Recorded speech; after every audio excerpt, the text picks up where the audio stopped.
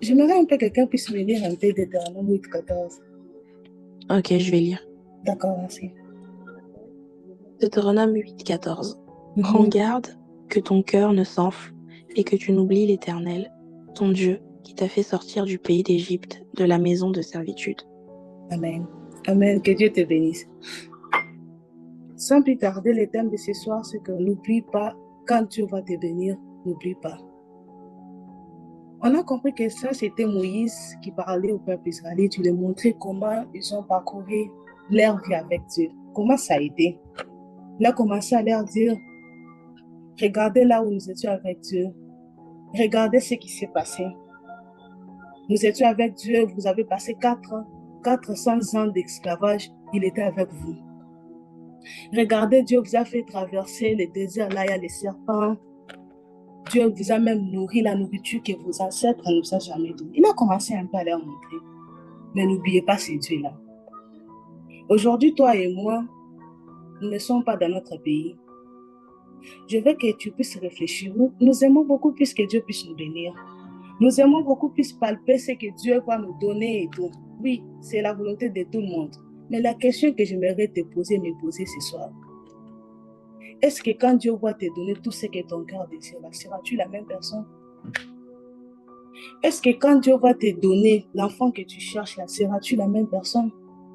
Est-ce que quand Dieu va te donner le travail que tu pries, tu cherches là, seras-tu la même personne? Est-ce que quand Dieu va te donner le mariage que tu cherches là, tu seras toujours la même personne?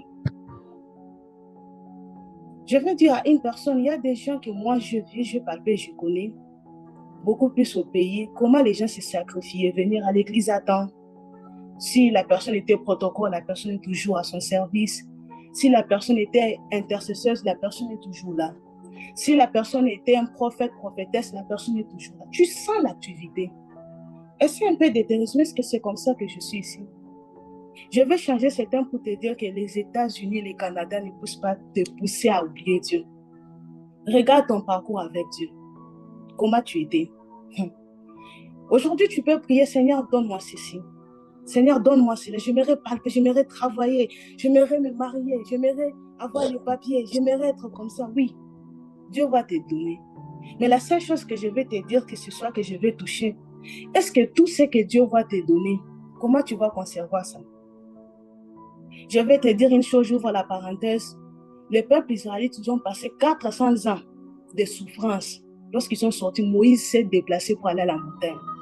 Ils sont venus pour dire à Aaron qu'il depuis qu'il est parti, il a tardé et tout. Comme ça, on peut se faire un Dieu. Regarde, Pharaon, il était vraiment autoritaire, qui pouvait les arracher tout. Mais Dieu a touché son cœur, il les a laissés avec des boucles d'oreilles en or. Aaron a dit que rassembler les boucles d'oreilles, rassembler tout, faisons un veau d'or. Vous pouvez vous imaginer à quel point nous les hommes nous sommes. Aujourd'hui, tu cherches Dieu, oui, peut-être tu te pointes dans des programmes de prière et tout, parce que tu as un souci, parce que tu as un besoin. Mais je vais te dire une chose, quand tu auras ça, est-ce que ça va continuer toujours à glorifier Dieu? Est-ce qu'on va te voir toujours dans des réunions de prière? Est-ce que tu vas toujours prier avec les gens? Est-ce que tu vas toujours servir Dieu? Cette prédication ou cette chose que je vais te dire ce soir, ce n'est pas uniquement pour toi, mais pour moi aussi. Parce qu'avant de te le dire, j'ai commencé à dire que Dieu me parle aussi. Tu étais une personne qui prie, n'est-ce pas? Mais pourquoi on doit chercher Dieu seulement lorsque nous manquons quelque chose? Pourquoi on doit se laisser seulement à Dieu lorsqu'on a besoin de quelque chose? Et ce soir, je vais te montrer l'avantage quand nous continuons à ne pas oublier Dieu. Et par là, je vais définir d'abord c'est quoi l'oubli. D'après l'oubli à quelques points, négligence, distraction, tu n'observes puis manque d'observation. Mais j'ai résumé ça pour dire c'est l'effet de ne plus tenir compte d'une chose, d'une personne, de quelque chose qu'on avait. Oui, tu cherchais Dieu, mais quand tu trouves la chose en question, tu as abandonné. C'est ça l'oubli. Tu as laissé, tu ne penses même plus. On commence à t'appeler, viens, ce soir on va que tu donnes des excuses. Mais c'est Dieu qui t'a donné le travail là, non? On commence à t'appeler pour te dire, non, on a prié, on a fait ceci. Tu dis, ah, ça même, il faut même que je puisse dire même à prophète que j'ai dormi, tu vois. Lui-même là, on n'a pas les mêmes. Est-ce que tu penses que le souffle de vie que tu as là, ça se manifeste avec toi. Ce soir, je vais te dire que Dieu va te bénir. Mais avant que je puisse te dire ce que je t'ai amené, je commence d'abord à te faire aussi réfléchir. Je me fais réfléchir aussi. Est-ce que tu seras toujours la même personne? Tu peux te poser un peu cette question-là. Tu ne participes plus à la prière. Tu donnes des excuses et tout. Mais pour passer le temps avec nos téléphones, on peut même dormir à minuit. Si toi tu doutes, moi je confirme. Mais pour passer du temps à parler des choses qui ne t'apportent rien, tu peux même dormir l'autre jour. Mais pour passer 10 minutes, 20 minutes prier, il y a même des gens entre nous qui dorment comme ça, la personne se réveille, comme si la vie, c'est lui qui paye ça. Mais il y a des gens qui ont vraiment de l'argent. Je vais me taire un peu les noms. Une chanteuse connue dans le monde entier, que nous tous nous savons très bien. Je l'ai vu comment on injectait des produits, elle plairait. Elle a des milliards dans les comptes. Tu sais quoi? Elle a manqué comment quitter sa chaise, quitter son lit, la personne qui marchait. La personne était comme elle-même jusqu'alors, elle continue toujours à avoir l'argent que moi, peut-être, je n'ai pas encore touché, que toi, que tu n'as même pas touché. Mais regarde comment toi, tu te comportes. Vous savez ce qu'elle a dit? Vanité de vanité. L'argent ne peut rien te sauver. Tu peux avoir tout, mais si ton corps, le corps que tu as ne fonctionne plus, c'est nul, c'est zéro. Et une chose que j'ai remarqué, beaucoup plus de gens reviennent quand des choses tournent mal. Quand des choses tournent mal dans la relation, dans les mariages, dans les travaux, tu as des problèmes, c'est quand la personne commence à chercher les hommes de Dieu pour prier pour lui. C'est quand la personne commence à entrer dans des jeûnes de prière. Mais pourquoi seulement cette période-là? Pourquoi seulement ce moment-là? Je vais te donner un exemple d'une personne dans la Bible, David. David, il était un roi. Mais si vous regardez son beaucoup plus rend gloire à Dieu. Il adore, on dit même, il chante. On aime beaucoup plus chanter que je vais chanter comme David. Mais David, là, il n'était pas, comme je peux dire, un portier, il n'était pas un esprit. Non, on parle ici d'un roi, un roi. Et on dit quand il dansait, il quittait son trône pour danser. Moi, toi, on a quoi? Ce soir, je sens que Dieu va te bénir, mais je veux un peu que tu vois un peu comment on va conserver cette bénédiction-là. C'est pourquoi je vais te dire, Dieu établi, Dieu peut encore t'enlever. Oui. Il y a aussi un homme dans la Bible qui était roi, il a fait du désordre, il a fait tout jusqu'au point de toucher les histoires dans la maison de Dieu. On a dit que ce soir, ton royaume sera divisé. C'est pour te prouver que vous voyez Dieu, il a la capacité de tout faire et personne, et tu ne vas même rien lui dire, tu ne vas rien faire. Je sens que Dieu va te faire quelque chose de bien. Mais essayons un peu. Commence un peu à te regarder. Toi-même, commence d'abord dès maintenant ta vie un peu que tu menais au pays, ta vie spirituelle, ta façon d'être avec Dieu. Et compare-toi un peu maintenant. Est-ce que c'est la même chose? Si c'est la même chose, bravo à toi. Je peux te dire, continue encore. Ajoute. Ajoute. La Bible dit dans un verset qui dit que tout ce que tu as semé avec plaisir, tu vas les récolter avec joie. C'est Dieu, ce n'est pas nous. Je fais passer pour te montrer quelques avantages lorsque nous n'oublions pas Dieu. Quelques avantages lorsque nous négligeons plus Dieu. Quelques avantages lorsque nous serons attachés à Dieu. Les remerciements, c'est une chose que tu ne peux jamais manquer. Je peux accepter de ne pas prier pour moi. Je peux accepter de ne pas faire d'autres choses, mais je peux accepter de remercier Dieu seulement et dormir. Vous savez pourquoi? Les remerciements, c'est un signe de reconnaissance. Tu reconnais. Si je respire, c'est Dieu. Il y a des gens qui se réveillent comme toi, sans blague. Ils quittent la maison, ils saluent la famille, mais ils partent en route. Ces gens font des accidents. Cela ne veut pas dire que ta voiture à toi est meilleure par rapport à eux. Non, impossible. Tu ne les dépasses même pas. Il y a des gens qui partent comme ça au travail, la personne tombe directement, la personne est malade. Il y a des gens comme ça, la personne est sortie, papa est sorti, maman est sortie. Tu n'as jamais entendu une personne dire que cette personne était partiellement au travail, c'est fini. Moi, j'ai une famille ici aux États-Unis. Les parents sont partis laisser les enfants à l'école en cours de route, pas l'accident, sans rien. L'homme a dit juste, je sens des manèges, tiens un peu le volant, il est parti. Une personne qui a laissé ses enfants à l'école. Mais si tu prends ton temps, commence un peu à regarder, Dieu un peu, regarde un peu. Peut-être tu n'as jamais été à l'hôpital. Mais moi, je peux te dire parce que j'ai été déjà à l'hôpital. Il y a certaines personnes, tu peux arriver, tu penses que toi, tu es malade, mais tu regardes la personne, tu dis, oh Seigneur, merci, tu peux me dire que je suis en bonne santé. Il y a aussi certaines personnes sont tombées malades comme toi, mais ces gens-là n'ont pas vécu et tout. Ils sont passés. Est-ce que tu t'es déjà rendu compte que tout ce que Dieu fait dans ta vie, combien de temps tu es déjà rentré comme ça? Tu dis, j'ai fait seulement remercier Dieu. Aujourd'hui, tu travailles. Aujourd'hui, tu pars à l'université. Aujourd'hui, tu as les mariages, tu as les enfants et tout. Est-ce que tu as déjà pris le temps même de remercier Dieu pour dire merci pour le travail? Combien de gens ont appliqué, n'ont pas trouvé ce travail? Est-ce que toi, tu les dépasses? Je peux dire non. Peut-être, peut-être pas. Et par là, j'aimerais un peu que vous puissiez un peu m'aider un peu à lire Psalm, qui est Somme 102, premier verset, deuxième verset. On va seulement voir un peu ça. Quelqu'un peut m'aider un peu à lire ça un peu rapidement, s'il vous plaît? Allô? Est-ce qu'on s'entend? On t'entend, t'inquiète. Ok. Psaume 102, verset combien? Non, Somme 102. Ouais, psaume 102. Oui, tu peux m'aider un peu à lire un peu les premiers versets. Je veux voir si on peut descendre à deux. Ok. Merci. Prière d'un malheureux, lorsqu'il est abattu et qu'il répand sa plainte devant l'Éternel. Éternel, écoute ma prière, et que mon cri parvienne jusqu'à toi. Ne me cache pas ta face au jour de ma détresse. Incline vers moi ton oreille quand je crie. Hâte-toi de m'exaucer. Car mes jours s'évanouissent en fumée, et mes os sont enflammés comme un tison.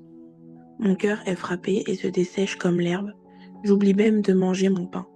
Mes gémissements sont tels que mes os s'attachent à ma chair. Je ressemble au pélican du désert. Je suis comme le chat huant des ruines. Je n'ai plus de sommeil et je suis comme l'oiseau solitaire sur un toit. Chaque jour, mes ennemis m'outragent, et c'est par moi que jurent mes adversaires en fureur. Je mange la poussière au lieu de pain, et je mêle des larmes à ma boisson, à cause de ta colère et de ta fureur, car tu m'as soulevé et jeté au loin. Mes jours sont comme l'ombre à son déclin, et je me dessèche comme l'herbe. Mais toi, Éternel, tu règnes à perpétuité, et ta mémoire dure de génération en génération. Tu te lèveras, tu auras pitié de Sion, car le temps d'avoir pitié d'elle, le temps fixé est à son terme. Car tes serviteurs en aiment les pierres, ils en chérissent la poussière. Alors les nations craindront le nom de l'Éternel, et tous les rois de la terre ta gloire. Amen. Peux-tu me lire encore un peu rapidement Luc 17, 18?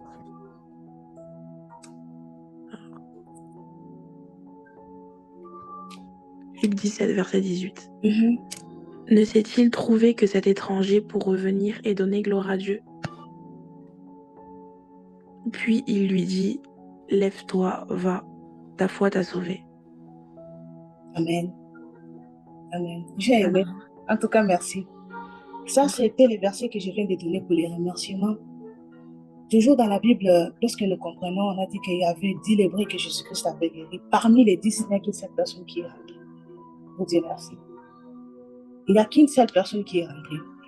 Les remerciements pour nous, les enfants de Dieu, imagine-toi un peu si nous déjà, comme nous, des personnes et tout, si tu donnes quelque chose à une personne, tu dis merci, la personne te dit merci, ça l'encourage. Tu vois un peu, ça te donne encore l'envie de faire plus, quoi. Ça te motive. Mais à combien plus forte raison Dieu, qui a créé toutes choses sauf rien. À combien plus forte raison Dieu. Je veux que tu sois cette personne. Toutes choses que tu vois dans ta vie, même si ça ne marche, n'attends pas seulement que les choses marchent pour dire merci à Dieu. Le souffle de vie déjà, on dit qu'il n'y a que de l'espérance pour les gens qui vivent. Donc quand tu vis, tu as encore de l'espérance que demain je vais avoir de l'argent ou pas. Mais les morts, elles ne savent rien. Les remerciements ouvrent. Et par là, je vais encore passer pour dire la dîme. Aujourd'hui, tu travailles, n'est-ce pas? Aujourd'hui, je travaille. Est-ce que tu donnes ta dîme normalement? Tu te poses la question, mais comment elle parle que j'oublie Dieu, les trucs comme ça? Mais moi, je pars à l'église tous les jours. Mais il y a des choses qui font en sorte que aller à l'église, cela ne veut pas dire que non, Dieu va te voir là-bas. Non. Tu n'as jamais vu un sorcier aller à l'église. Il va même prier plus que toi. La dîme. Ma soeur, s'il te plaît, je t'aime beaucoup. Tu peux me lire un peu Malachie 3:10. Ne te fatigue pas.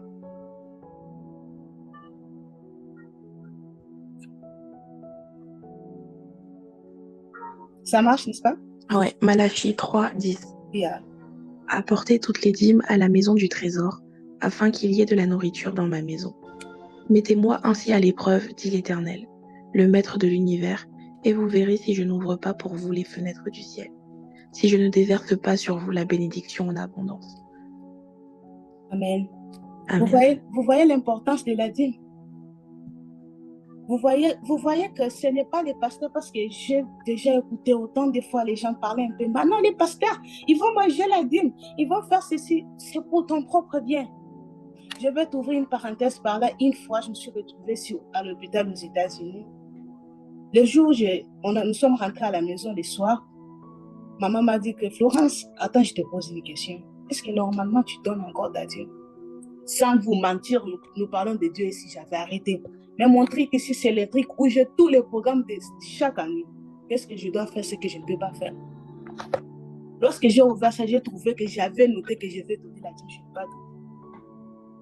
Il y a certaines choses que tu vois dire que tu vois accuser les sorciers pour rien. Accuser les sorciers n'a pas le pouvoir de te faire du mal, toi, un enfant de Dieu. Mais c'est nous qui ouvrons un peu des portes, qui donnent l'accès. C'est nous-mêmes. Regardez la puissance de la dîme. Je vais te motiver, toi qui travailles. Essaie de prendre à chaque fois qu'on te paye, tu donnes quelque chose aussi pour Dieu. Donne aussi la part de Dieu. C'est Dieu qui a parlé. Il a dit, on va voir si je ne peux pas faire descendre des bénédictions, ouvrir des portes. Imagine un peu, Dieu ouvre des portes de bénédictions pour toi. Il y a des gens qui sont bénis dans ce monde ici, pas parce qu'ils travaillent aussi durement, pas parce qu'ils viennent d'une famille riche, mais parce qu'ils savent donner pour Dieu. Je veux, comme j'ai fait un peu la course avec les temps, je suis une personne qui accepte beaucoup plus les temps. Je vais te dire encore une chose, la prière et la méditation. Ce sont des choses qui te poussent à être toujours en communication avec Dieu, être attaché avec Dieu. Des fois, nous comprenons mal les histoires. Lorsque nous prions, tu parles avec Dieu, tu communiques avec Dieu. Et lorsque tu vas avoir la réponse de Dieu, c'est quand tu médites. Qu'est-ce que ce verset a dit? Parce que sans te mentir, dans la Bible, il y a toute situation que tu peux vivre ici sur la terre, tu vas trouver ça. Apprends à méditer un peu. Apprends aussi à prier.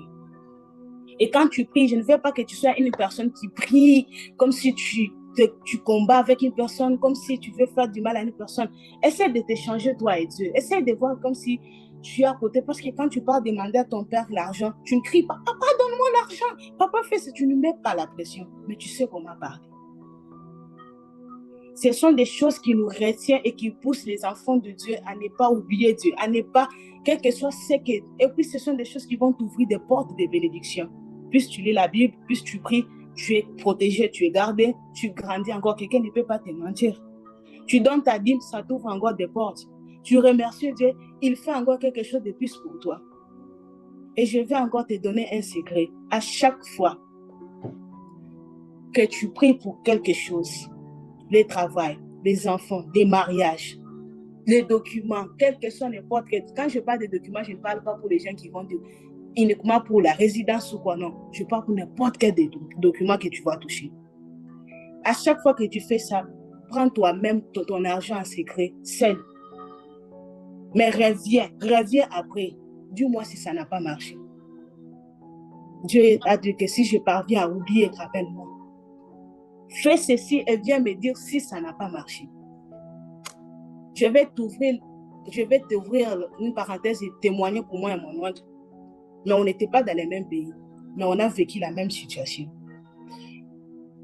Il était une personne qui donnait son offrande chaque lundi. Quand on veut sceller quelque chose, on parle quelque chose à l'église, il part, il donne son offrande. C'est là ouvert des portes. Hein. Il témoigne de ça. Même son pasteur témoignait de ça. Je me rappelle une fois, je suis une personne qui jusqu'aujourd'hui, je parle de ça. Je ne me rappelle pas avoir fait une prière de 10 minutes pour aller passer l'interview, moi. Il s'est fait que les jours où je devais passer l'interview, je me suis bien endormie, même bien réveillée même. Je ne tremblais pas, je ne stressais pas. Vous savez pourquoi? Dès le départ, mon voyage a été scellé. Avec des paroles seulement. Seigneur, moi je sais ce voyage. Si on va me donner ce visa, gloire à toi. Si on ne me donne pas encore, gloire à toi. Je sais que tu vas te révéler. Je sais. Mais quand je pars avec la gloire. C'est fini, j'ai quitté ma famille comme ça. Et le matin pour aller passer ce test, L'interview, je me suis réveillée comme ça. Je regardais la famille où j'étais.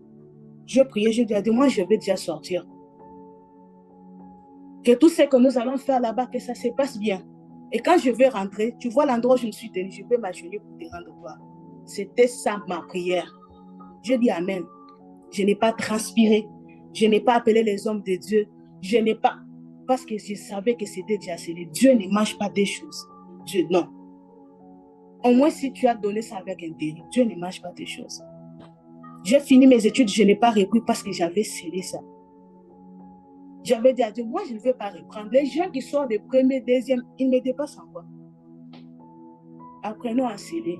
On peut te prophétiser, je n'ai pas refusé. Tu demandes quelque chose, mais scelle ça. Dieu n'oublie jamais. Et la seule chose que tu dois retenir, c'est que Dieu n'oublie jamais. Et Dieu ne mange pas des choses à la fin. Non. C'est nous les hommes, hein. Tu viens, tu confies même les choses qui n'est pas pour toi. Et ça va te protéger, je te jure. Quel que soit tout ce que quelqu'un va faire. Je suivais les prophètes, Joël Tatou, qui disait qu'une personne qui a un bon cœur, tu ne peux pas vaincre cette personne. Une personne qui sait s'aimer, donner, tu ne peux pas vaincre cette personne.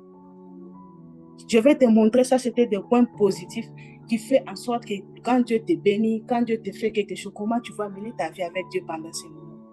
Mais je vais toucher quelques points et puis je vais laisser la parole. Qu'est-ce qui fait en sorte que tu reconnais, que je reconnais que j'ai oublié Dieu? Tu ne fais plus les histoires d'ingratitude. Il y a des gens ici qui travaillent. Mais comment nous minimisons même les salaires que tu touches? Non, moi, je ne gagne rien. Moi, je ne fais pas ceci.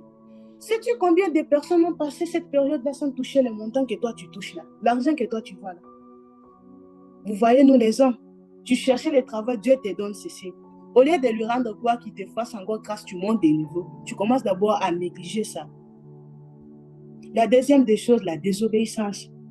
Comme nous sommes ici, quand Dieu t'appelle, quand Dieu te cherche, il y a des choses qu'il te donne.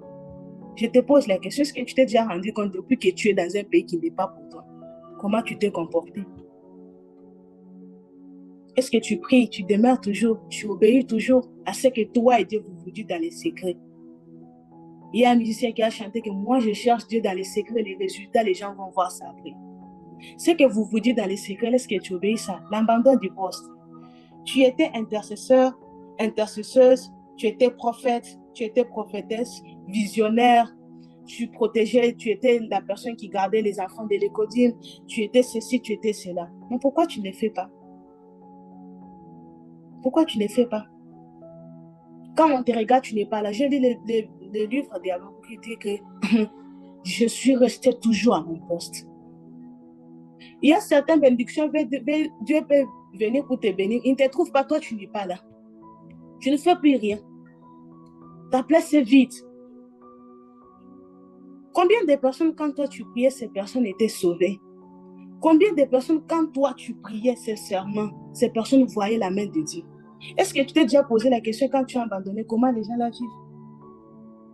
Est-ce que tu t'es déjà posé cette question-là? Et perte de vie de prière. Je connais, je suis dans un pays étranger, on ne peut pas se mentir. Oui, tu travailles, tu sors, oui. Mais cela ne peut pas t'empêcher de prier quand même. Cela ne peut pas t'empêcher de prier quand même. Je sais que c'est difficile ici, les pays étrangers n'est pas... Oui, je sais. Mais retiens un peu, garde un peu cette élan-là. Parce que quand tu perds ta vie de prière, tu donnes l'occasion de n'importe quoi t'arriver. Tu donnes l'occasion. Une fois que moi, je prends mon exemple, je parle avec un homme de Dieu, je lui dis, je ne me sens pas bien. Ces derniers temps, je ne sens pas. La question qui me pose toujours, Florence, est-ce que tu pries encore comme auparavant? C'est ça la seule question qu'on me pose. Et l'autre chose, satisfaction. Nous aimons trop se faire plaisir. Beaucoup plus d'entre nous, ils ont maintenant honte. Lorsque tu lui poses la question, est-ce que tu es chrétien, tu es chrétienne, il a même honte, elle a même honte d'accepter. Pourquoi ton comportement, ta façon de faire des choses? Tu es venu dans un pays qui n'est pas pour toi, tu es entré dans l'ambiance, mais tu ne t'es pas posé la question que le pays où je suis venu, si ce n'est pas pour moi, l'un ou l'autre jour, on peut me dire de rentrer chez moi. Mais comment tu vas entrer dans ce monde où nous sommes des étrangers? En tout cas, c'était ça mon message de ce jour. Je te dis que ton Canaan, tu es déjà en Canaan. Canaan que je vais te dire, tu es déjà aux États-Unis, tu es déjà au Canada. Mais n'oublie pas les efforts fournis pour être ici. N'oublie pas les vies qui t'ont amené dans ces pays. Garde-toi bien. Respecte un peu les choses qu'on a partagées ensemble. Et je te promets, tu ne regretteras jamais. Moi-même, je suis déjà un témoignage pour toi. Que Dieu vous bénisse. Que Dieu te garde. Je finis avec mon message. Merci beaucoup.